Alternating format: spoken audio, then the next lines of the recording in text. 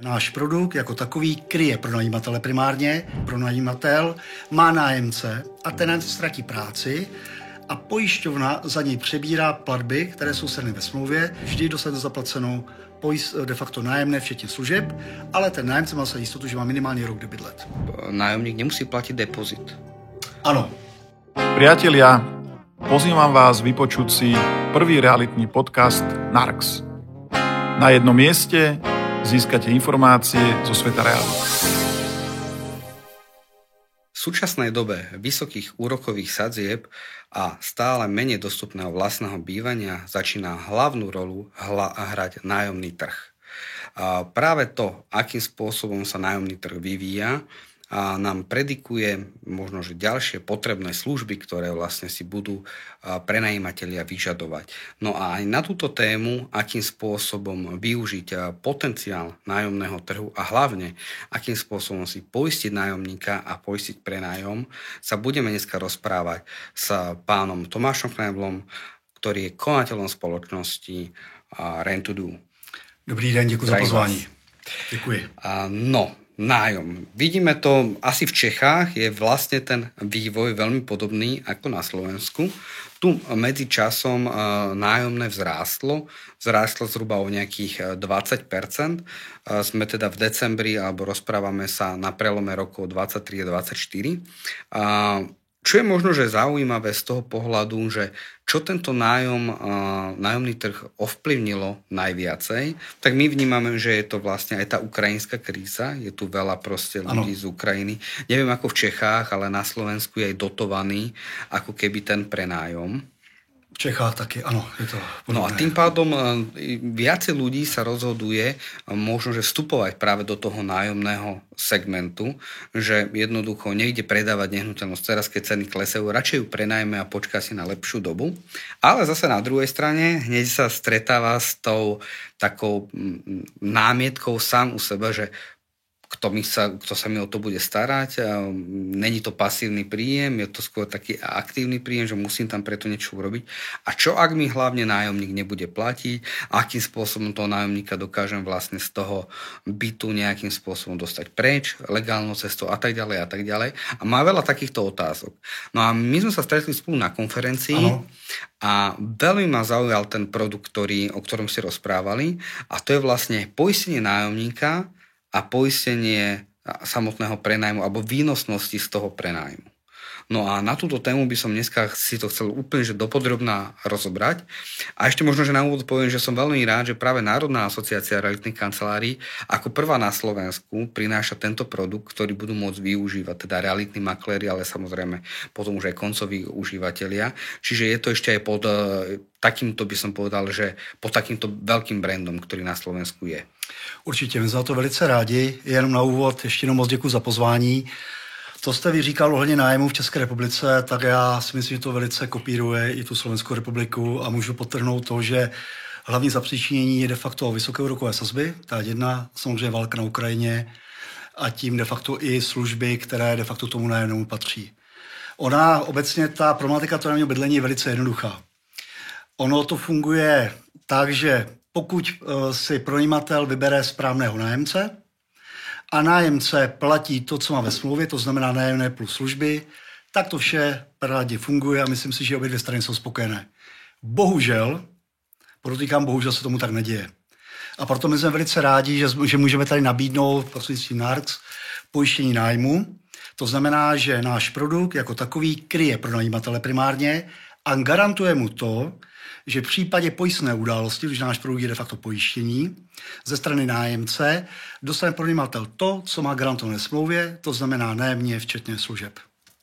Čiže uzavriem zmluvu, uzavriem poistnú zmluvu a vlastne tá poisťovňa mi ako keby garantuje to, že keď mi nájomník prestane platiť, že ona mi ten rozdíl v tom nájme bude doplácet. Tak, ono ve finále je to takový, jako bych řekl, proces.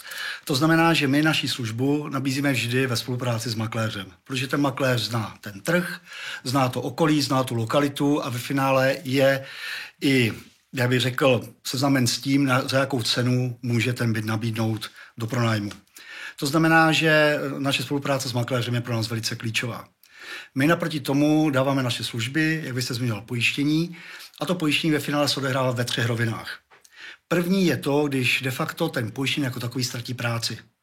Co si myslím, že je ve finále jako jedno z největších rizik pro pojišťovny, protože víceméně práci ztratit je velký problém a hlavně ji nahradit. To znamená, že pokud jde k tomu, že pronajímatel má nájemce a ten nájemce ztratí práci, tak nám stačí to, aby nám de facto dal potvrzení z úřadu práce a pojišťovna za něj přebírá platby, které jsou sjednány ve smlouvě. To znamená, že platí jak de facto nájemné, tak i služby až po dobu 1 roku. Což bych řekl, že je v této chvíli na trhu opravdu exkluzivní produkt. Druhá věc, která se může stát, tak je pracovní neschopnost.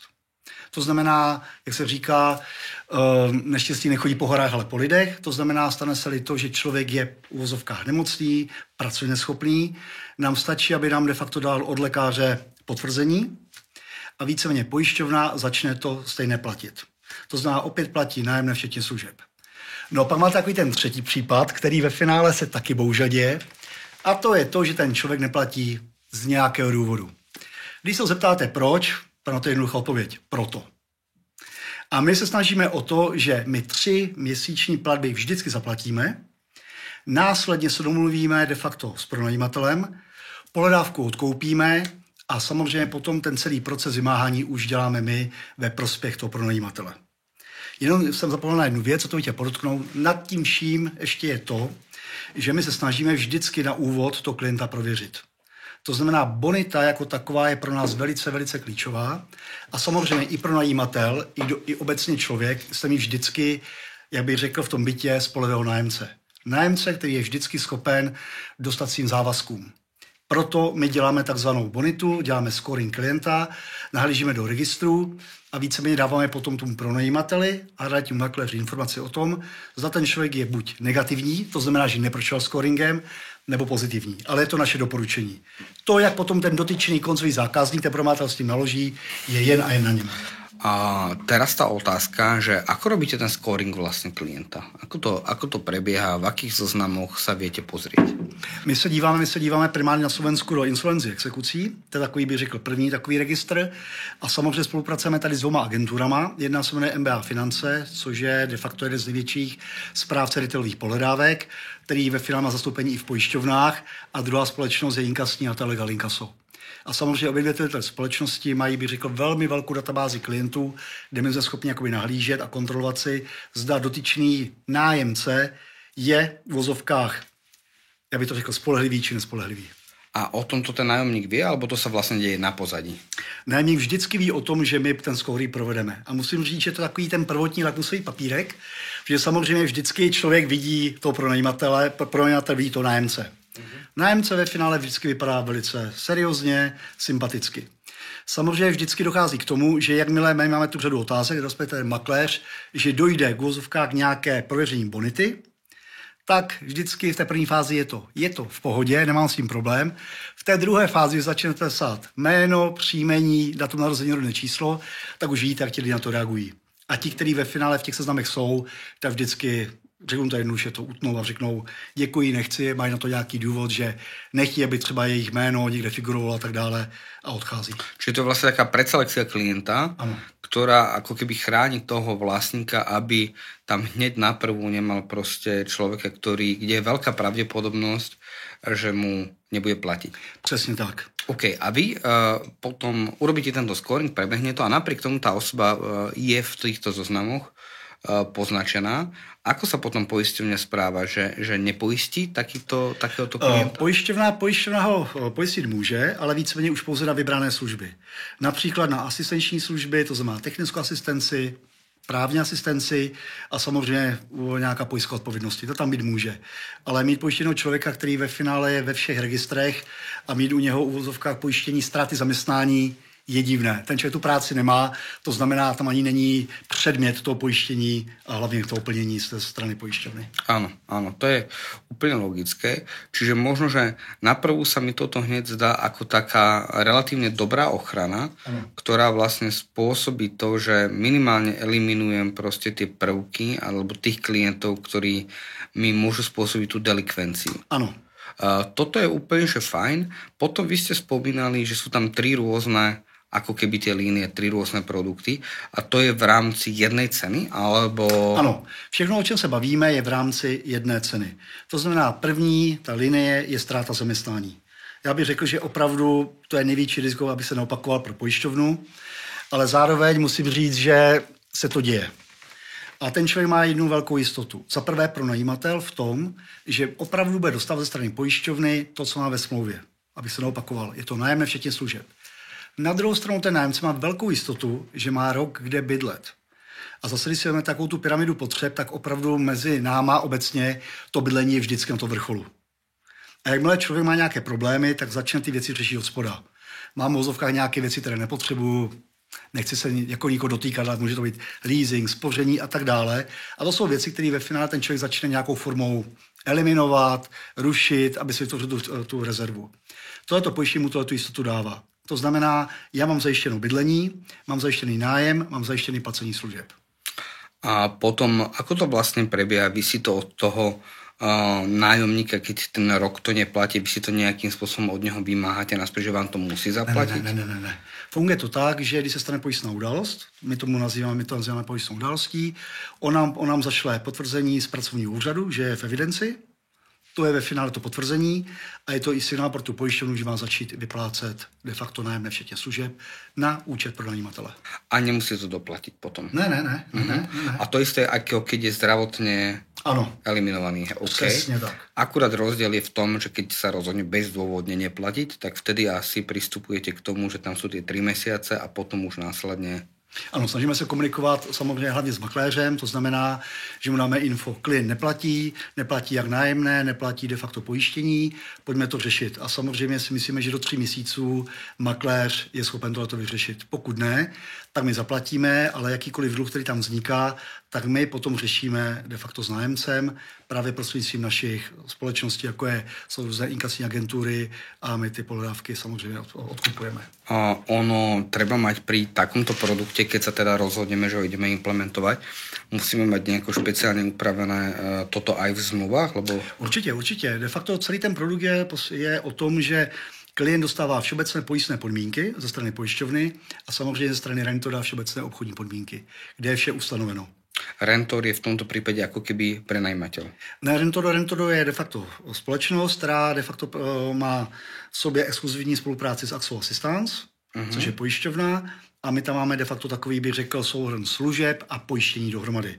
To znamená, jedna věc je pojištění, ale samozřejmě Rentoro má k tomu služby, jako je párování plateb, eventuálně nějaký mechanismus dlužného pojistného, dlužného nájemného, který my aktivujeme v případě toho, že člověk neplatí.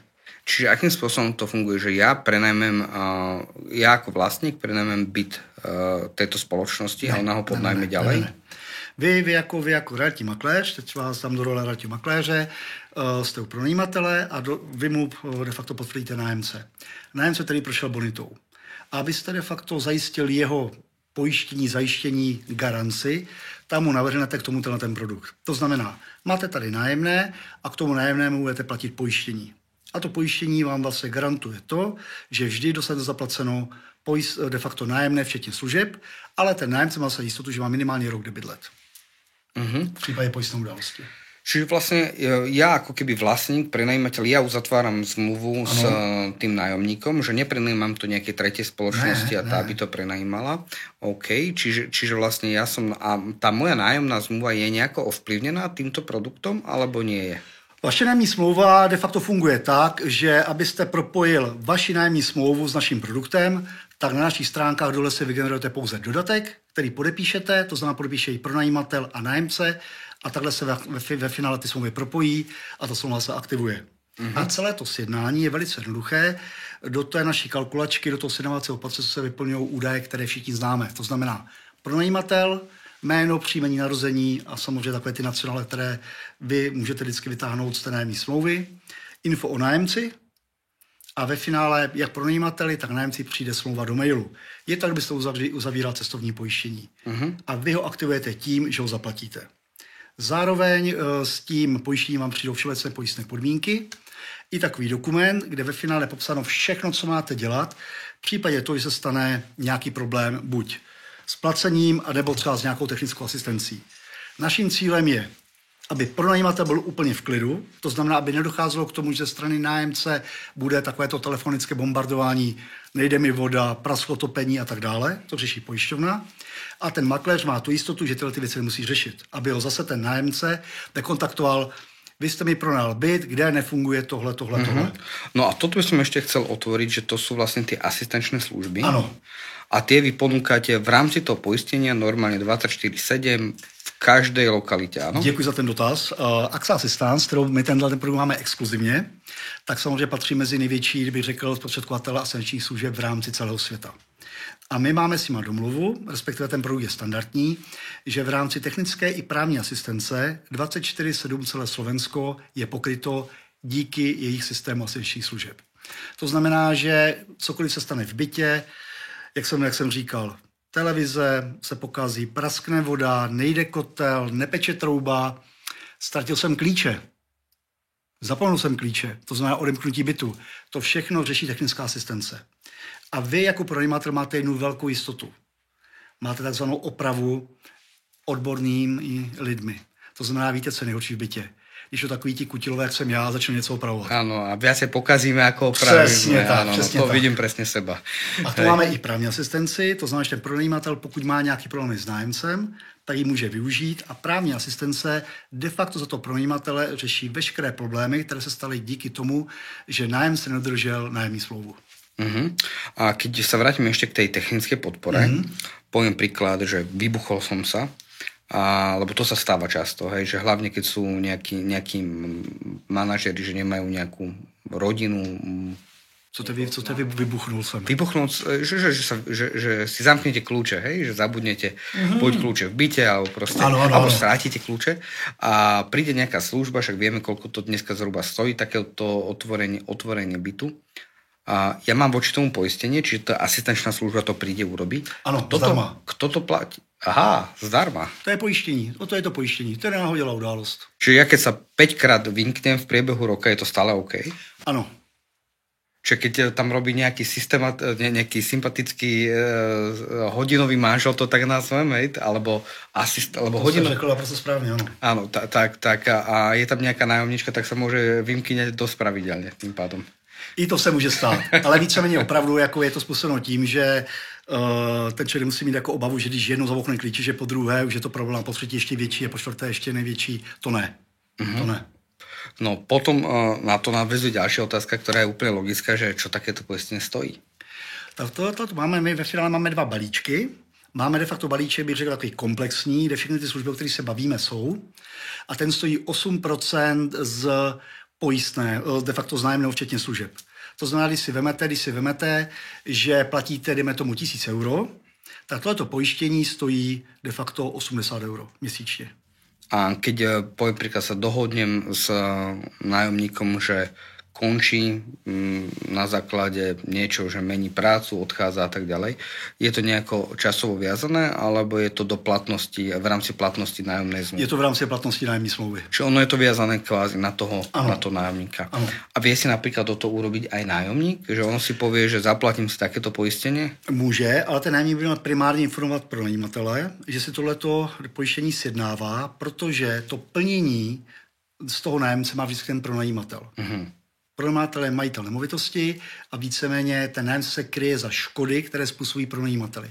Ale máte pravdu, dává to logiku, že on si může říct, já mám úvahu sám, že přijdu o práci, ano, může si to sjednat, ale vždy se souhlasem pronajímatele. A ja som tam ešte zachytil takú zaujímavú vec, ktorá je, že napríklad ten nájomník nemusí platiť depozit. Ano.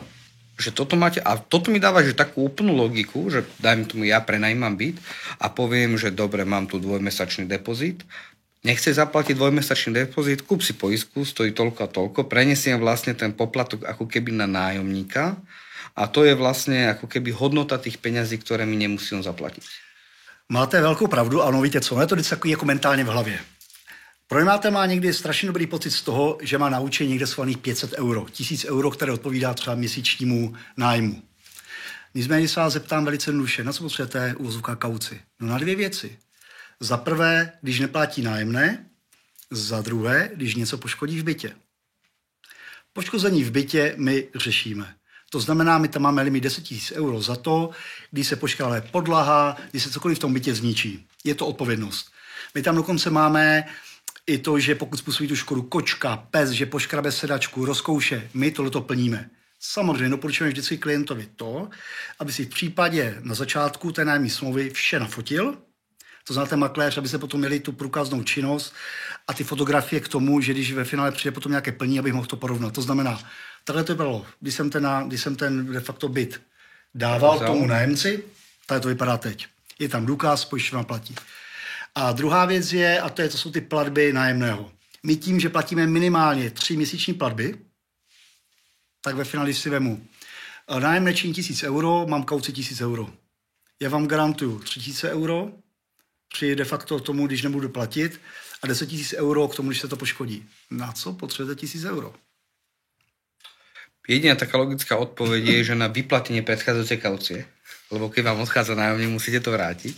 Áno, áno. Čiže toto je realita, hej, že keď prenajímate tak veľa z tých nájomníkov na tomto fiči, hej, alebo ešte čakajú, potom to neviem, aké pokryté, že napríklad výdavky spojené s ročným vyúčtovaním.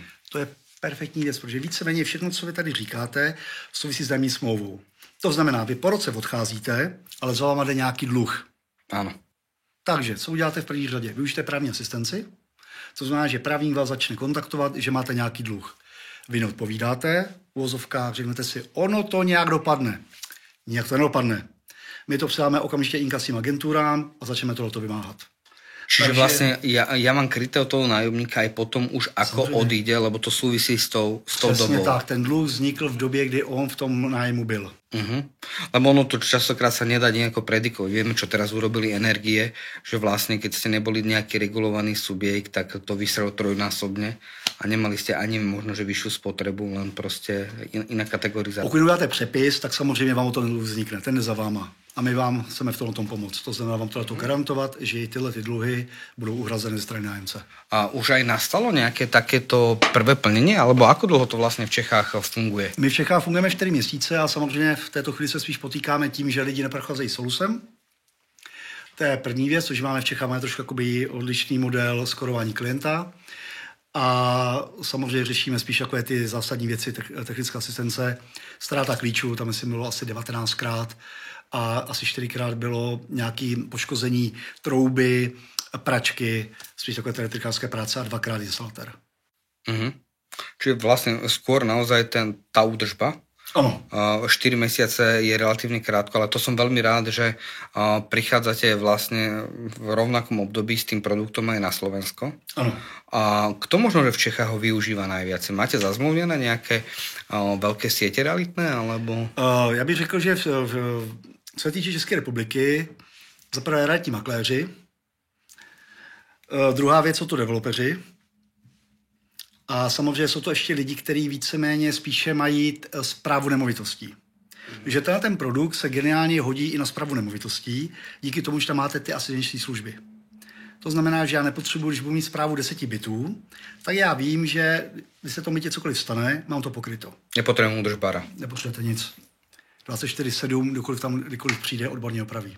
A inak toto je možno, že je dobre, pokiaľ vlastním nehnuteľnosť, nie v tej lokalite, kde bývam. Ano. Asi myslím, že mám ísť 50 alebo 60 kilometrov, čo nie je veľa, ale možno je to 2 hodiny času, vymeniť niekde prasknutú žiarovku, alebo ja neviem, nájomník sa vymkne, tak je to otravné.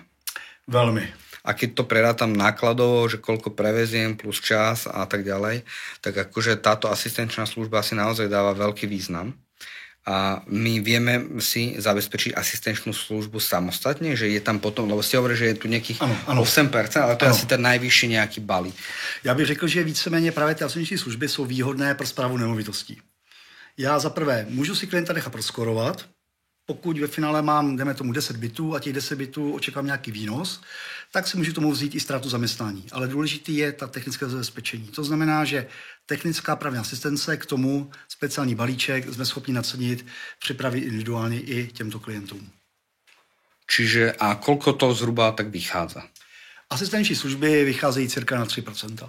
3%. Hej. Čiže keď sa bavíme, že priemerná cena je nejakých tých 500 eur, v regiónoch, možno v Bratislave samozrejme viacej, alebo 600 eur, tak sa bavíme o nejakých do 20 eur, že mám tento mesačný náklad.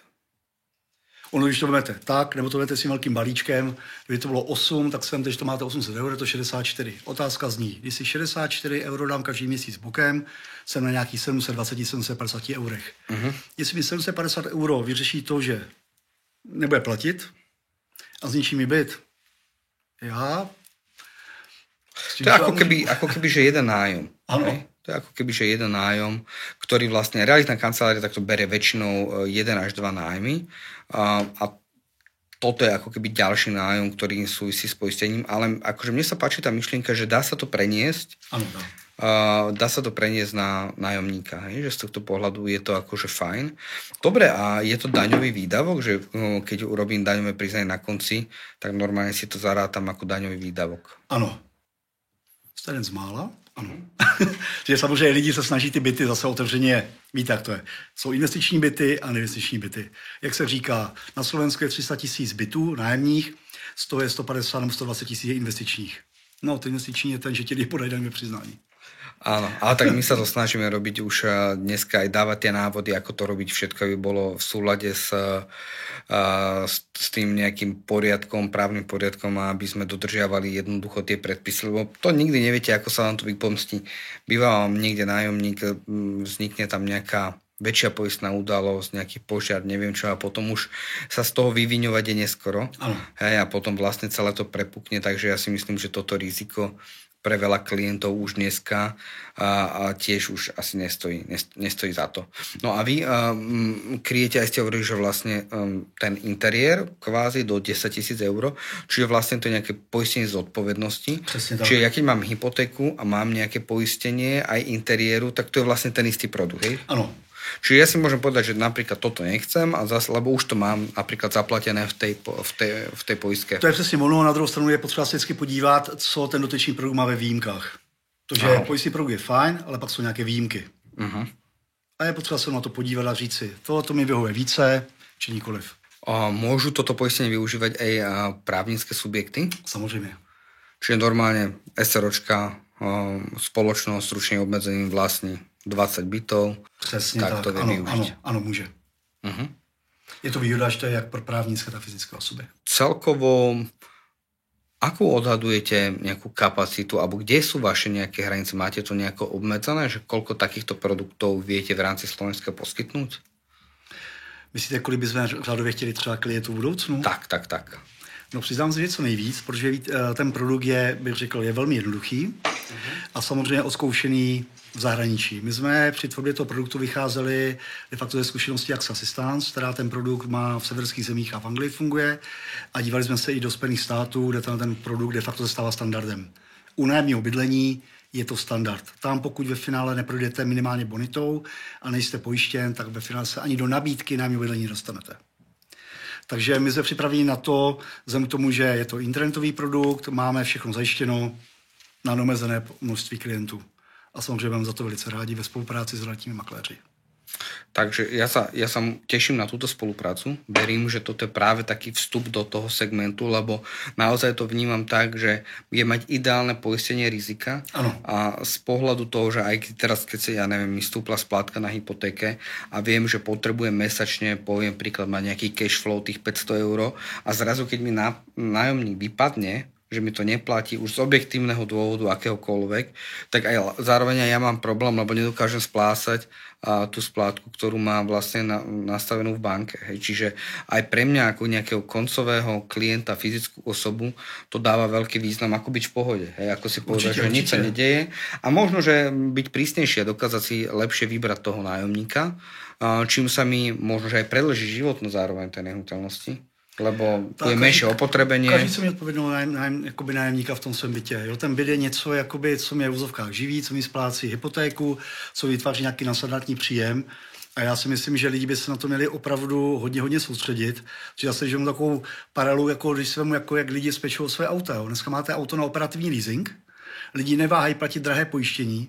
To pojištění, když porovnám cenu auta, vzhledem tomu dám adekvátní byt, tak to pojištění naše je 21násobně levnější než havarijní pojištění u stejně drahého auta, tedy 7 nábytu.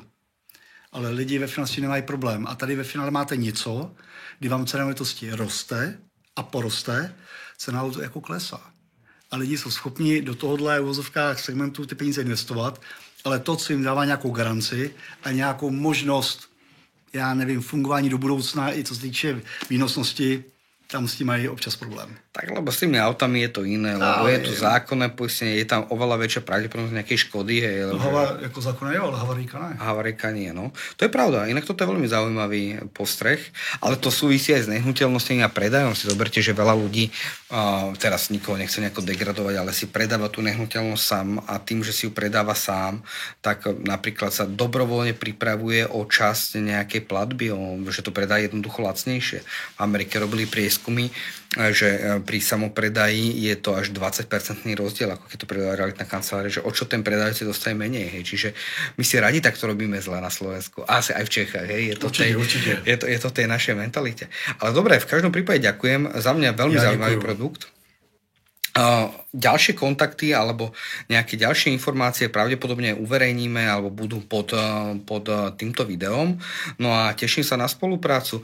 Pre vás, kolegovia realitní makléri, máme tu nový produkt, ktorý je, myslím si, že veľmi vhodné v dnešnej dobe ponúkať práve vlastníkom nehnuteľnosti, ako si môžu úplne krásne eliminovať celé to riziko s neplatením a možno, že aj tým pádom vyriešiť tú svoju situáciu, že čo by nastala v prípade, že majú ten byt na investičný, na hypotéku a čo sa stane, ak nájomník prestane splácať, že by oni museli prestať splácať hypotéku. Čiže myslím si, že načasovanie produktu veľmi dobré, no a tešíme sa na spoluprácu. Já taky děkuji za pozvání a budu rád, když se budeme potkávat častěji a samozřejmě budu velice rád ve styku s kolegy makléři ze Slovenské republiky. Moc děkuju. Ďakujem pekne. Díky.